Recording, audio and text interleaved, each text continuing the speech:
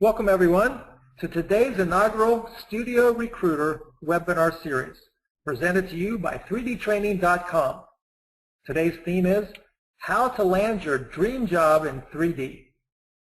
We'll be specifically talking in regards to the entertainment and VFX industry, but certainly the same advice applies to many other 3D industries such as users of Revit and Inventor. We'd like to invite Stan Szymanski, founder of Stanley Vision, who will be discussing the theme, landing your dream job in 3D. Hi, my name is Stan Szymanski. I'm President and Chief Resource Strategist for Stanley Vision, and I'm here to talk to you today about how the recruiting process works. I want to help you try to land your dream job in visual effects and animation, and I've got a couple points I want to share with you that could make this a little bit easier for you. So Stanley Vision, I founded in 2009, and basically what Stanley Vision is a recruiting and consulting company. Our clients are global visual effects, animation, and digital media production markets. So what I'm really good at is looking at the requirements of a position and looking at the skill sets of a candidate and putting the two of them together. So here's what you'll need to get that dream job. You'll need to have pretty clear career goals. The last thing any recruiter wants to hear is, I'll do anything just to get my foot in the door. We do not want to hear that. Please strike that sentence from your repertoire. You'll also need professional presentation materials. You'll need to really kind of understand how the recruiting process works. You should really always be working on a professional network, keep it active, keep expanding, building people to it. And it is a global market, so you really should have a valid passport and an understanding of what it takes to be able to get a visa to work in a foreign country. So let's talk about career goals. So the first thing is you kind of know your strength. You need to know your strengths. You need to know what you're good at, and you should really focus on what you're good at. If you want to be an animator, use as many opportunities as possible to have people look at examples of your animation and give you accurate and honest critiques of your work. You really need to know what you're good at. You might actually be good at something that you don't think, you might not think of at first. You might be a better lighter than you are an animator. And also think in terms of career path. Many jobs are in families. If I were to stay in animation, you could look at being a character modeler and then move to being a character rigger, which is where you take the model and you basically create the puppetry and armature for that model that you then hand off to an animator. That is great training for animation and performance. So if you think career path, you're not trying to get a job right out of the box as an animator. You're trying as a modeler and then learning to rig and then going to animation that way. Think career path. It's a much more effective tool. Also understand the market. Know how many, what are the different types of positions, and have an understanding of when people are hiring, when they're letting people go, and just general, be aware of what the market is that you're going for. If you want to work in a really large animation studio, then you need to be aware that you're going to be working as part of an assembly line process. If you want to be the kind of artist that does everything, then you really should be focused on small markets, small studios, where you can animate, light, model, rig, etc. And also, understand the jobs, know what the job titles are, and know what the requirements are. Every website out there, whether it's ILM or DreamWorks or Disney or Pixar or MPC, they will tell you what the jobs are. They will tell you what you need to know in order to be able to get those jobs. For professional presentation materials, you'll need a resume, and it should be as brief as possible. I prefer 1.5-page resumes. 1 page is ideal. 1.5 page, I really don't want to see anything longer than a 2-page resume. You'll need a demo reel, and a demo reel should be about 1.5 minutes in length to 3.5 minutes in length, but the length is secondary to the content. It should really be only the good stuff. We don't want to see everything you've ever worked on. We only want to see your best work. You should also include a shot breakdown, a description of what you did on each project. This is especially valuable when you're one artist working on a project with many other artists. You will want to know what you did on a specific shot. If you're coming out of ILM and you worked on a shot for Jurassic World, then you're going to be one of 25 people who touched that shot. We need to know what you did on that shot. That's what a breakdown is for. A portfolio is nice, but it's optional. Websites are great. I personally prefer websites over blogs. And your website, please make sure it works. And it's always a good idea to tie your website into your LinkedIn profile. And please have a LinkedIn profile. The bulk of the recruiting I do is LinkedIn profiles and resumes. My clients look at demo reels. I actually don't often look at reels.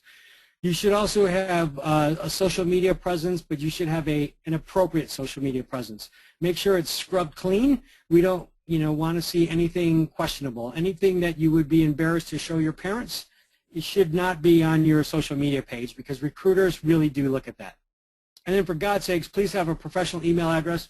We need to be able to find you. If your name is John Smith, then your email address should be john.smith@gmail.com, not awesome_starlord69@gmail.com.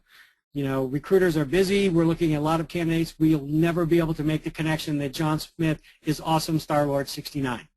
So a company will create positions that need to be filled, and then they will go to someone like Stanley Vision, like myself, to fill those positions, and they will give us a laundry list of positions that need to be filled.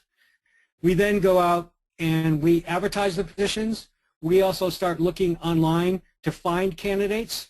And it's a constant loop of looking at applicants, finding candidates on our own, doing personal searches with our own networks to find candidates we present to our client. They tell us who they're interested in, the ones they like. We schedule for an interview. If the interview goes well, the client says, yes, hire this person. Here's the title. Here's the project. Here's the location. Here's the start date. Here's the end date. So they define all of those deal terms. We then make you the offer and work with you and the client to negotiate the final terms. So, and the negotiation process can be a little tricky. You need to be realistic about your expectations. I would say be aware of what the positions pay. A site like Glassdoor.com is a great place to try to find out what positions pay, and realize that when someone makes you an offer, you can negotiate probably roughly between 5 to 15% of that offer. If someone makes you an offer, don't come back and double it, because you're kind of embarrassing yourself and you might shut a process down and preclude yourself from your dream job. So you also need to maintain an extensive network. You need to keep working on it. You need to meet as many people as possible, and it really is who you know. So get out there, meet them, press the flesh, say hi, get your face known. Join professional societies, both national and local chapters of societies like the Visual Effects Society, SIGGRAPH, ASIPA. Use your college's career services departments. A company will often work directly with the career services people when trying to access the graduating classes, the juniors and seniors coming out. So please stay in touch with your career services department. They're a direct conduit to the recruiters at any company. You should be volunteering at industry events. SIGGRAPH, you should be a SIGGRAPH volunteer. You should also look to establish a mentor relationship.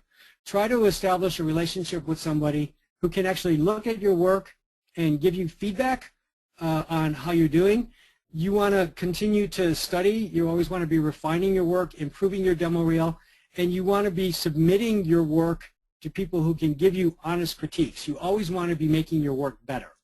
This also gives you the option to establish a relationship with somebody. You're going back to them and you're asking them for their expertise. People love to be considered experts. They love to be asked for their opinion.